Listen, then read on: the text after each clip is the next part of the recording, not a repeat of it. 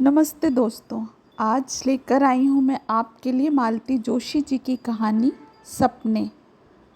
तो कहानी शुरू करते हैं दोस्तों। रिंकी इन दिनों बहुत सपने देखने लगी है। किसी सपने में वह शहनाई से गूंजते एक तोरण सजे द्वार तक पहुँचती है। अपने मेहंदी रचे हाथों में जयमाला उठाए ऊपर देखती है। सेहरे के पीछे झांकता चेहरा उसे चौंका देता है। कभी वह सितारों की सीढ़ियाँ चढ़कर परी लोक पहुँच जाती है। परी रानी उसकी भेंट राजकुमार से कराती हैं। राजकुमार जैसे ही उसकी तरफ देखकर मुस्कुराता है, वह चौंक उठती है। कभी वह सपने में तीज का व्रत रख लेती है। दिन भर निराहार रहने के बाद रात को धूमधाम से शिव पार्वती का पूजन करती है। उसकी सेवा से प्रसन्न होकर गौरा महादेवी एकदम प्रकट होकर कहती हैं, मन जाहि रचेहु मिलहि सो वर, सहज सुंदर सांवरो। लेकिन मैया, वह सांवरा नहीं है, वह कहती है और अपने कहे पर खुद ही लज्जित हो जाती है। दीपक अंकल क्यों अनचाहे उसके हर सपने में चले आते हैं और उसे चौंका जाते हैं। रिंकी उस दहलीज पर खड़ी थी जहाँ से लड़कियाँ सपने देखना शुरू करती हैं। इस मोड़ पर आकर उसने पहली शादी देखी है, नीलू मौसी की, और तब से दूल्हे का बांका सजीला रूप उसकी आँखों में बस गया है। यूँ शादियाँ तो उसने पहले भी देखी हैं। इतना बड़ा परिवार है, साल में एक आध शादी तो निकल ही आती है। पापा चाहे जाएं ना जाएं, मम्मी को तो हर शादी में शिरकत करनी होती है और मम्मी की छाया बनी रिंकी भी हर बार साथ में होती है। पहले वह मम्मी के बिना रह नहीं पाती थी। अब मम्मी उसे घर पर अकेला नहीं छोड़ती। बचपन में इन शादियों का मतलब होता था नए कपड़े, स्कूल से छुट्टी, रेलगाड़ी का सफ़र और नई नई सहेलियाँ। उसके बाद आई एक उम्र जब उसे सिर्फ दुल्हन में दिलचस्पी होती थी। नई नकोर बनारसी साड़ी में लिपटी, गहनों से लदी फदी, लाज की गठरी बनी दुल्हन उसके लिए ईर्ष्या और कौतूहल का विषय होती थी। ताजी रची मेहंदी की उपटन की, कच्ची हल्दी की सुगंध उसे मोहविष्ट कर देती। अच्छी खासी जानी पहचानी सूरत भी उस परिवेश में नई सी लग उठती। उन दिनों उसका प्रयास बस यही होता कि वह भरसक दुल्हन से चिपकी रहे। इस बात पर कई बार उसने पंडित पुरोहितों की झिड़की भी खाई है, फोटोग्राफर्स की अवमानना भी सही है, पर वह हर कीमत पर दुल्हन का सामीप्य सुख लूटने को तत्पर रहती। वह उत्सव मूर्ति के पास बैठकर वह स्वयं भी जैसे महत्वपूर्ण हो जाती। लाज का घूंघट हटाकर यदि दुल्हन एक आध बार दूल्हे को देख लेती या दूल्हा शरारतन दुल्हन की उंगली चुपके से दबा देता, तो वह ऐसे आह्लादित हो उठती जैसे कोई रहस्य पा लिया हो। मंडप में बैठी और लड़कियां तक जब तक यह बात पहुंच नहीं जाती, उसके मन में सुगबुगाहट होती रहती। सुनने के बाद सहेलियां उसे ऐसी ईर्ष्या भरी नज़रों से देखती कि वह फूल कर कुप्पा हो जाती। अब वह बचकानी उम्र भी पीछे छूट गई है। नीलू मौसी की शादी में उसने पहली बार जाना कि दूल्हा भी देखने की चीज़ होता है। इस बार दुल्हन से चिपके रहने का जिम्मा रिश्ते की दूसरी लड़कियों ने ले लिया था। वह तो औरतों की भीड़ में खड़ी निर्निमेष जयमाला की रस्म देख रही। दूल्हे का सजीला रूप उसकी आंखों को बांध गया था। उसके पास भी चर्चा हो रही थी। विमला मौसी कह रही थी, भैया ठीक ही कह रहे थे। क्या कह रहे थे ऐसा सुंदर लड़का ढूंढा है जैसा आज तक बिरादरी में किसी के दरवाजे ना आया होगा। अपनी नीलू भी तो चांद का टुकड़ा है, मम्मी ने कहा। होगी, पर लड़के के सामने कुछ नहीं है, शर्मा आंटी ने कहा। तो मम्मी और विमला मौसी मुंह बिचकाकर चुप हो गई। लो, अब इसमें बुरा मानने की क्या बात थी? शर्मा आंटी ठीक ही तो कह रही थी। नीलू मौसी अपने में ऐसी क्या हैं? 90 रुपए का मेकअप करवा कर आई हैं, ऐसे तो कोई भी सुंदर लग सकता है। बेबी, जरा रास्ते से हटो तो, किसी ने कहा और वह चौंक पड़ी। जयमाला कार्यक्रम संपन्न हो चुका था। दूल्हा दुल्हन अपनी सिंहासन नुमा कुर्सियों पर विराज हो चुके थे। मेहमान भी बैठते जा रहे थे और अब उन्हें शरबत दिया जा रहा था। जा तो मौसी को, मौसा जी को ठंडा दिया, मम्मी ने उसके हाथ में खूबसूरत ट्रे पकड़ाते हुए कहा तो वह हुलस उठी। किसी तरह अपनी साड़ी संभालते हुए वह उन तक पहुंची और बड़ी अदा से ट्रे सामने करते हुए कहा, लीजिए। दूल्हे राजा उसे देखते ही रह गए। भाई नीलू, हमें तो बताया गया था कि हमारी कोई छोटी साली साहिबा हैं ही नहीं। यह साली नहीं है आपकी, मेरी बहन की बिटिया है रिंकी। साड़ी पहन ली है ना आज, इसीलिए बड़ी सी लग रही है। रिंकी को इतना ताव आया। अजीब है ये नीलू मौसी भी, अभी अभी शादी हुई है और चपड़ चपड़ किए जा रही हैं। 5 मिनट चुप नहीं बैठ सकती। अभी सबके सामने मैं इन्हें पप्पी मौसी कह दूं तो। हेलो रिंकी जी, मेरा नाम सुप्रिया है, उसने सख्त लहजे में कहा। सुप्रिया? वाह, तुम्हारा नाम तो तुम्हारी तरह खूबसूरत है। इतनी प्यारी बात का वह भरपूर आनंद भी न ले पाई कि उपहार देने वालों का एक रेला सा उस पर टूट पड़ा। पुनीता और दीपा कागज कलम लेकर मौसी की बगल में बैठी हुई थीं। उन्होंने पुकारा, आजा रिंकी। उसने सुनकर भी अनसुना कर दिया। दुल्हन के पास बैठने का लालच है ना, चली है मुंशीगिरी करने। अपने पास ऐसे फालतू कामों के लिए समय नहीं है। फेरों का कार्यक्रम बहुत जल्दी ही निपट गया था। फिर खाने का दौर शुरू हुआ। इस बीच सब लोग कपड़े बदल कर आ गए थे। उसने मम्मी की मोर पंखी बनारसी साड़ी पहननी चाहिए थी, पर मम्मी ने डपट दिया था। अब पहन तो ली इतनी देर तक, अब अपनी शलवार कमीज़ पहनो। खाते समय साड़ी संभालोगी कि प्लेटें? कुछ गिराए बिना तो तुम कभी खा नहीं सकती। साड़ी का तो सत्यानाश हो जाएगा। मम्मी का भाषण बंद करने का एक ही उपाय था, चुपचाप शलवार कमीज़ पहन लेना। बुझे बुझे मन से ही वह बाहर आई, अपनी प्लेट लेकर एक और खड़ी हो गई। हेलो सुप्रिया। सुगंध का एक झोंका उसे सराबोर कर गया। चौंक कर सिर उठाया और ठगी सी रह गई। अभी कुछ देर पहले जो किसी रियासत के राजकुमार लग रहे थे, अब जैसे इंग्लैंड से चले आ रहे थे। इतनी जल्दी भूल गई? नहीं तो, उसने शर्मा कर कहा, पर अभी अभी आपको जोधपुरी स्टाइल में साफा बांधे देखा था ना, इसी से। अरे भाई, जब शादी की है तो उतनी सज़ा तो भुगतनी ही पड़ेगी। थोड़ी देर को तो कार्टून बनना ही पड़ता है।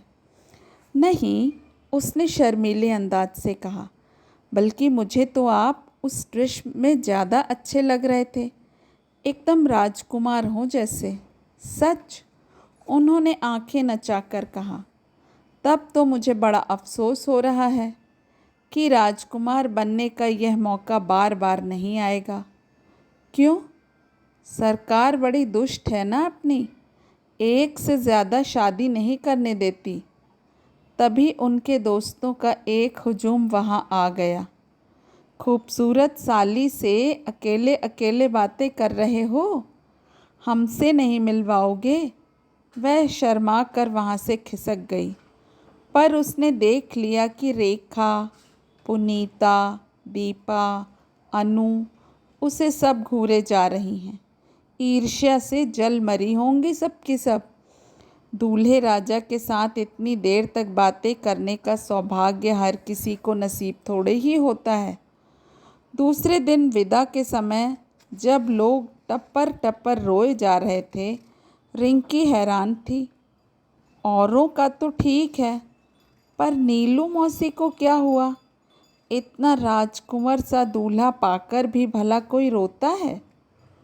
अच्छा सुप्रिया, फिर मिलेंगे। चलते समय अंकल ने हाथ मिलाते हुए कहा था तो वह खुशी से खिल उठी थी। इतनी की बाद में मम्मी ने डांट लगाई थी, रोना ना आए तो ना सही, पर विदा के समय इस तरह दांत निपोरना अच्छा लगता है। रिंकी तब से ही सपने देखने लगी थी। उसका हर सपना एक ही बिंदु पर जाकर समाप्त होता है। उसकी सारी संवेदनाएं अंत में जाकर एक ही व्यक्ति से जुड़ जाती हैं, और वह व्यक्ति, वह बिंदु है दीपक अंकल। हर सपना देखने के बाद वह चौंक जाती है, शर्म से भर उठती है। कल सुबह झेलम से तेरी नीलू मौसी आ रही हैं। सच? रिंकी एकदम किलक उठी। बस्ता फेंक कर माँ से लिपटते हुए उसने पूछा, अंकल भी आएंगे? हाँ, और साथ में छोटी गुड़िया भी। अरे हाँ, गुड़िया की बात तो रिंकी भूल ही गई थी। दिन भर बड़ी बेचैनी से कटा। रात ठीक से नींद भी नहीं आई। देर से सोने के बावजूद वह 6 बजे उठ गई थी, पर उसने स्कूल गोल कर दिया और स्टेशन जाने के लिए तैयार हो गई। लंबी प्रतीक्षा के बाद ट्रेन आई और पल भर को उसकी उत्सुकता निराशा में बदल गई।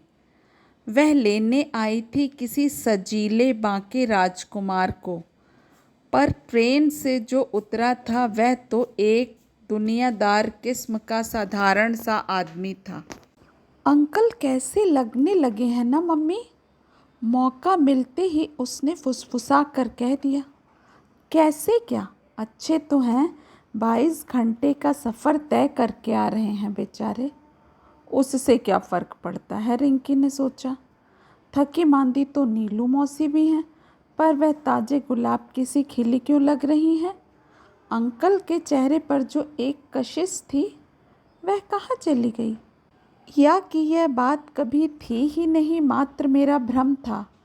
मम्मी तो नीलम और गुड़िया को लेकर व्यस्त हो गई। अंकल के मनोरंजन का भार आ पड़ा रिंकी पर। पापा ने तो पहले ही स्पष्ट कर दिया था, देखो 8 दिन की छुट्टी लेकर मैं घर बैठने से रहा। संडे को कहोगी तो घुमा लाऊंगा। तो बस अब रिंकी है कि अंकल को चाय दे रही है, बगीचा दिखा रही है, लाइब्रेरी ले जा रही है, शॉपिंग करवा रही है, बचे हुए समय में रमी और कैरम खेल रही है। इस सेवा के एवज में अंकल ने उसे साइकिल और शतरंज सिखाने का वादा किया है और वे उसे निभा रहे हैं। शुरू शुरू में तो सारा कार्यक्रम बहुत अच्छा लगा था, पर शीघ्र ही उसे ऊब सी होने लगी। एक अनाम दहशत सी उसके मन में भर गई। पता नहीं क्यों उसे लगा कि अंकल ज़रूरत से ज़्यादा ही बेतकल्लुफ़ होते जा रहे हैं। चाय की प्याली लेते हुए वे अक्सर बेवजह ही उसकी उंगली मरोड़ देते। साइकिल चलाना सिखाते हुए कुछ ज़्यादा ही आज़ादी ले रहे हैं। जानते हैं कि अब वह रिंकी नहीं रही, सुप्रिया है। फिर भी बात बात पर गाल मसल देना या पीठ पर धौल जमाना उनकी आदत में शुमार हो गया था। उस दिन पिक्चर हॉल में तो हद हो गई। अंकल उसे और मौसी को अगल बगल लेकर बड़ी शान से बीच में बैठे थे। जैसे ही पिक्चर शुरू हुई, उसे लगा जैसे बदन पर ढेरों चींटियां रेंग रही हैं। इंटरवल तक उसने किसी तरह जब्त किया। फिर एक बार जो बाहर गई तो मिन मिन करती गुड़िया का बहाना लेकर वहीं रह गई। बोटिंग वाले दिन भी वही हाल हुआ। अंकल किनारे पर खड़े सबको सहारा देकर चढ़ा रहे थे। जैसे ही रिंकी की बारी आई, उन्होंने उसे गोद में यूं उठा लिया जैसे वह भी गुड़िया की तरह नन्ही बच्ची हो। देर तक झुरझुरी होती रही। मुसीबत तो यह है कि मम्मी से यह सब कुछ कहा नहीं जा सकता। अभी उस दिन सामने वाले अजीत ने गंदी सी बात कह दी थी। मम्मी से शिकायत की तो उन्होंने तड़ से एक चांटा जड़ दिया। अभी ज़मीन से निकली नहीं और बातें देखो। उसे तो हैरत होती है, मम्मी उसे नौकरों चाकरों से तो इतना बचाती फिरती हैं, फिर बाज़ वक्त इस तरह आंखें क्यों मूंद लेती हैं। जिस उम्र ने रिंकी को सपने दिए हैं, उसी ने नारी सुलभ संवेदना भी दी है। अब वह हर स्पर्श की भाषा, हर दृष्टि का अर्थ समझने लगी है। नारी के उस सहज बोध ने उसे अपने आप को समेट लेना भी सिखा दिया है। मेहमानों के आगमन की खुशी कपूर की तरह उड़ गई थी। अब तो वह बेजारी से उनके जाने की प्रतीक्षा करने लगी थी। वह बेजारी उसके व्यवहार में भी परिलक्षित होने लगी। रिंकी, अंकल लूडो खेलने के लिए बुला रहे हैं। मौसी, होमवर्क कर लें, देखिए ना कितना जमा हो गया है। आज पूरा नहीं किया तो कल क्लास में खड़ा होना पड़ेगा। रिंकी, चलो लेक रोड घूम आए। नहीं अंकल, सहेली के यहाँ जाना है, उससे सवाल समझने हैं। अरे सवाल हम समझा देंगे, पर वह बुरा जो मान जाएगी। मम्मी भुनभुनाती। एक वह अफसर बने बैठे हैं, एक दिन की छुट्टी नहीं ले सकते। इधर ये महारानी पढ़ाई का रौब जता रही हैं, नहीं तो 8-8 दिन तक किताब को छूती भी नहीं हैं। मेहमानों के सामने नाटक हो रहा है। इनके यहाँ आने वाला क्या करे, दीवार से सर फोड़ ले। जिस दिन उन लोगों को जाना था वह जानबूझकर देर से लौटी। घर में पाँव देते ही देखा सब लोग तैयार खड़े हैं, बस उसी की प्रतीक्षा हो रही है।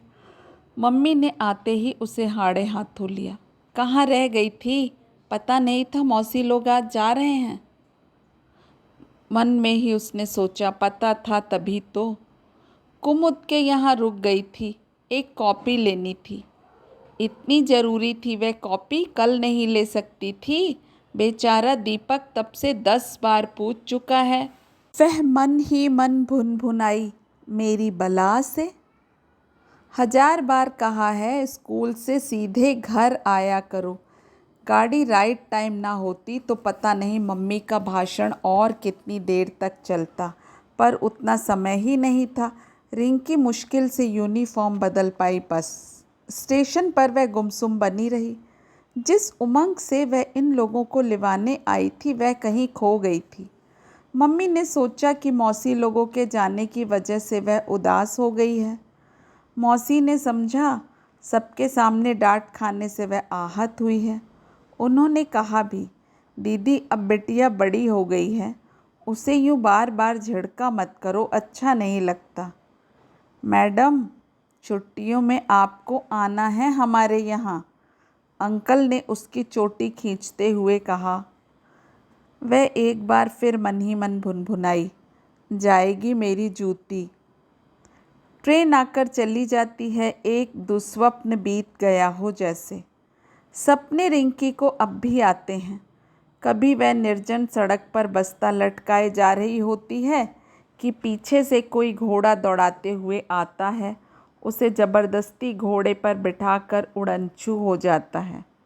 कभी वह मंदिर में हाथ जोड़े खड़ी होती है कि मूर्ति के पीछे से एक रोएदार हाथ बाहर निकलकर उसकी गर्दन दबोच लेता है।